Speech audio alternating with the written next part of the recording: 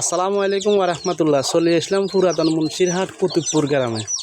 উনি হলো আমাদের আলহাজ নুরুজ্জামানিয়ার মাদ্রাসার শিক্ষক। উনি আমার বললো যে মিনাজ, আপনারা তো মোল্লা ফাউন্ডেশন থেকে অনেক সাহায্য সহযোগিতা করেন। আমাদের বাড়ির একটা লোক, আমাদের এলাকার অনেক অসহায়, একটা মেয়ের বিয়ে, একটু হেল্প করেন, সাহায্য সহযোগিতা। আমি বললাম আচ্ছা ভিডিও করি, ভিডিও করার পর আপনি একটু সালাম। স্যার আপনি কিছু বললেন, বলেন। আমি আসলে আছি এটা কুতুবপুর শেষ মাথার পশ্চিমপাড়া। ওনার হাজব্যান্ডের নাম হলো জাফর।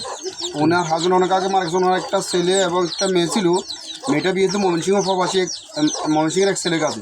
একটা ছেলে আর একটা মেয়ে হওয়ার পরে ওর স্বামীটাই মেয়েটাকে রেখে চলে গেছে। যাওয়ার পরে এখন তার মেয়েটা বিয়ে দেওয়ার জন্য মানুষের দ্বারা ঘুরতেছে।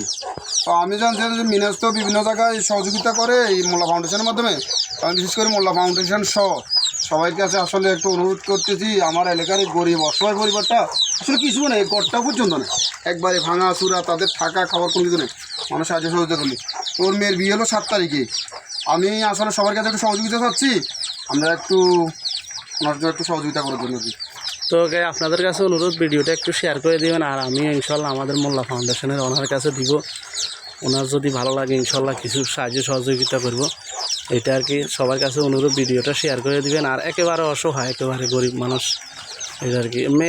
মেয়েরও দেখাচ্ছি না, মেয়ের মারেও দেখেছি। এটা হলো মেয়ের নানির বাড়িতে থাকে।